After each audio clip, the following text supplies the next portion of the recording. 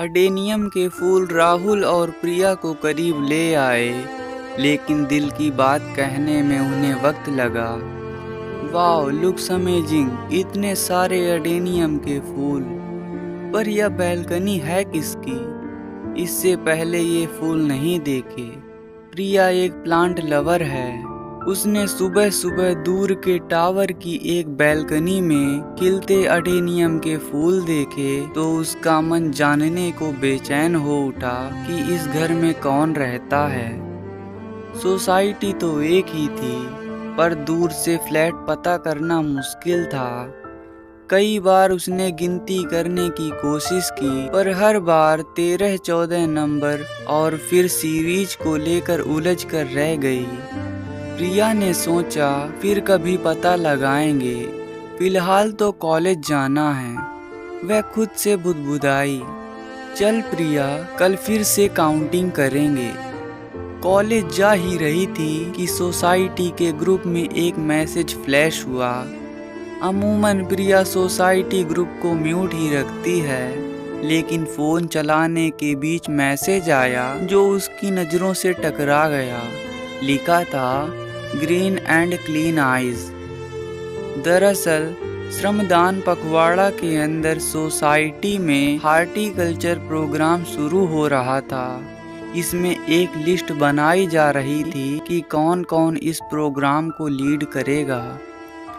प्रिया तो थी ही plant lover, तो उसने झट से लीड ग्रुप वाली लिस्ट में अपना नाम जोड़ दिया।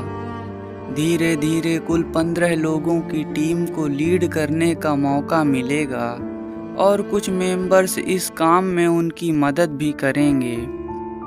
लीड रोल वाले लोगों को अपने अपने बैच कलेक्ट करने और कार्यक्रम की शुरुआत कैसे की जाए जैसी बातों के लिए शाम को एक मीटिंग के लिए बुलाया गया।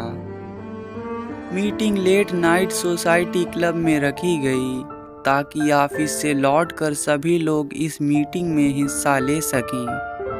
प्रिया ने सोचा, चलो 15 दिन कुछ अच्छा करने को मिलेगा। यह सोचते सोचते वह कॉलेज पहुंच गई। देर शाम को प्रिया घर पहुंची तो मीटिंग में जाने का सोचकर उसने डिनर पहले ही प्रिपेयर कर लिया और सोसाइटी में किस तरह के पेड़ पौधे हेल्पफुल रहेंगे उसकी एक लिस्ट फ़ोन के नोट्स में तैयार करने लगी। रात 10 बजे प्रिया टाइम से क्लब में पहुंची। लोग आकर एक दूसरे से मिलने लगे। फिर उसकी नज़र एक गुड लुकिंग लड़के से टकराई तो प्रिया ने झट से अपनी नज़रें फेर ली। पर ऐसा क्यों किया था प्रिया ने? उस लड़के ने प्रिया को ऐसा करते तो देख लिया था, पर फिर भी उसने प्रिया को हेलो कहा। प्रिया ने इस बार धीमे से ही सही पर हेलो बोली। प्रिया इस लड़के का नाम नहीं जानती थी, बस उसे यह पता था कि यह लड़का अकड़ू बहुत है। जब इसने पोडियम पार्क में सारे बड़े छायादार प्लांट को हटाकर छोटे पौधों को लगाने का मिशन शुरू किया था, इस बात से प्रिया अब तक उससे चिढ़ी बैठी थी। हुआ यह था कि पोडियम के किनारे बहुत बड़े प्लांट्स को लगाया गया, लेकिन उस लड़के ने सोसाइटी ग्रुप पर हल्ला बोल दिया। लॉजिक के हिसाब से उस लड़के की बात 100% सही थी, क्योंकि बड़े प्लांट की जड़ें बाद में पोडियम के स्ट्रक्चर में सीलन लाकर उसे कमज़ोर कर रही थी। उसने सोसाइटी की बिल्डिंग को नुकसान न पहुंचे, यह सोचकर बड़े पौधों को वहां से हटाकर आइवरी सोसाइटी के सर्विस एरिया में बने ग्रीन एरिया में लगाने की सलाह दी। सोसाइटी के सभी मेंबर्स ने उसकी बात का सपोर्ट किया तो पोडियम में छोटे प्लांट रोपे गए। बात तो सही थी, पर प्रिया ने इस बात को अपना ईगो इशू बना लिया, क्योंकि प्रिया इसके अगेंस्ट ग्रुप को लीड कर रही थी, जो चाहते थे कि पोडियम में बने प्लांट्स लगें ताकि उनके लोगों को छांव मिले और उसमें कुछ पक्षी आकर अपना घोंसला बनाएं।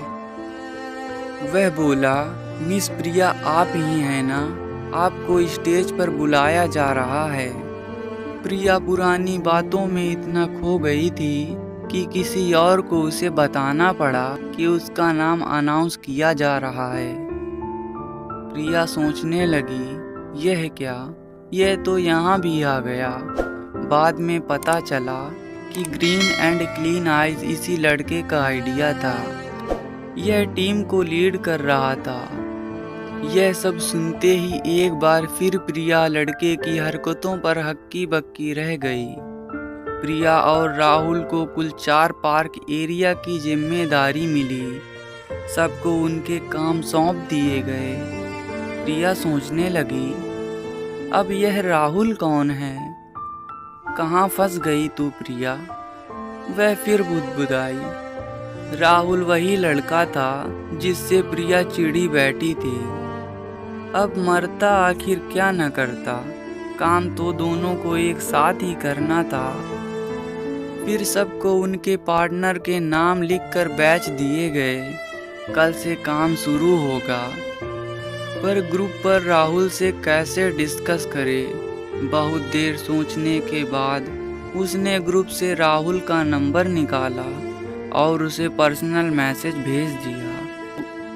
आज क्या प्लान है मिस्टर राहुल? राहुल ने मैसेज किया। This side Priya your batchmate partner.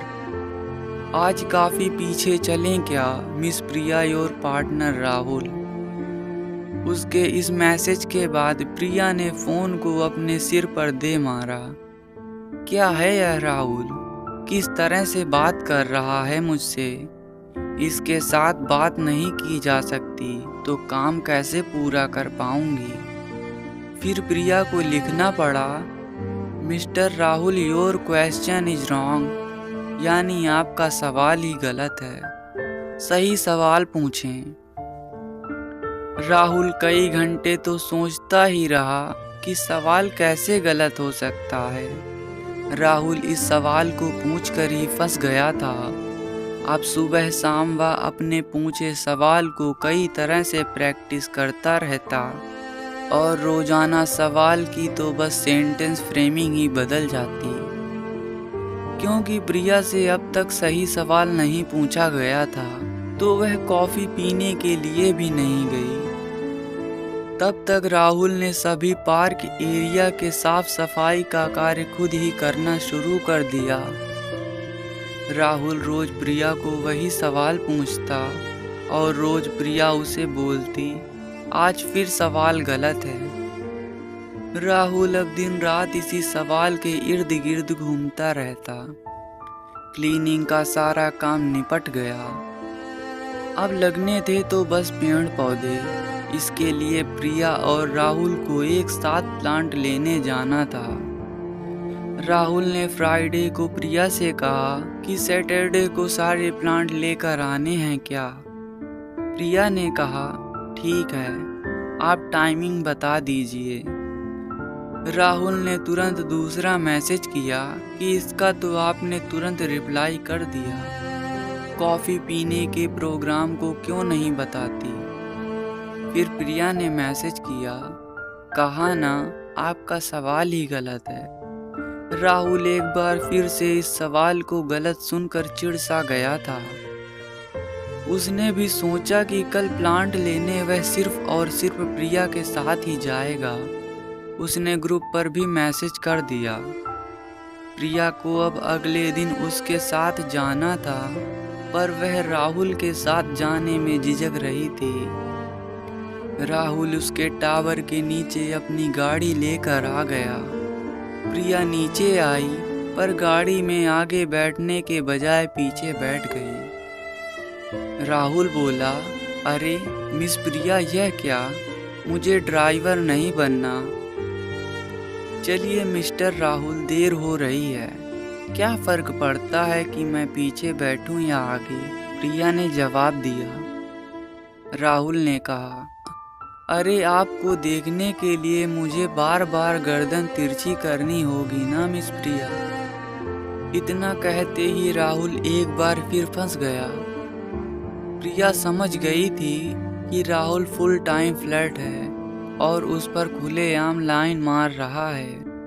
प्रिया ने कहा, नज़र तिरछी तो कर लेना, पर एक्सीडेंट मत कर लेना मिस्टर राहुल। फिर दोनों हंसने लगे। सुंदर नर्सरी में आने के बाद दोनों प्लांट खरीदने में जुट गए। कई प्लांट खरीदने थे तो सभी का ऑर्डर लिखवा लिया गया। कुछ गाड़ी में लोड होने के बाद भी रह गए थे तो उसे राहुल ने गाड़ी में रख लिया। डिग्गी पूरी फुल हो गई तो कुछ तो उसने पिछली सीट पर रखवा दिया। राहुल ने मन ही मन सोचा, अब तो प्रिया को आगे बैठना ही पड़ेगा, और मन ही मन मुस्कुराने लगा। प्रिया बोली, हाँ तो मिस्टर राहुल, आप हंस क्यों रहे हैं? राहुल बोला, अच्छा तो मैं अब हंस भी नहीं सकता, चलिए बैठिए आगे। प्रिया चिल्लाई, अच्छा तो आप इसलिए हंस रहे थे क्योंकि पीछे प्लांट रखवा दिए हैं आपने। राहुल बोला, जी। आज क्या कॉफ़ी पिएं? और प्लीज़ ये मत कहना कि सवाल गलत है। मैं 100 बार क्वेश्चन को उलट पलट चुका हूँ। मतलब तो एक ही है कि क्या कॉफ़ी एक साथ पी जा सकती है?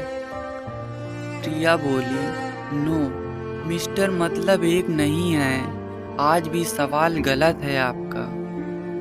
राहुल बोला, अच्छा तो तुम मुझे अपने साथ कॉफ़ी पिलाने ले चलो।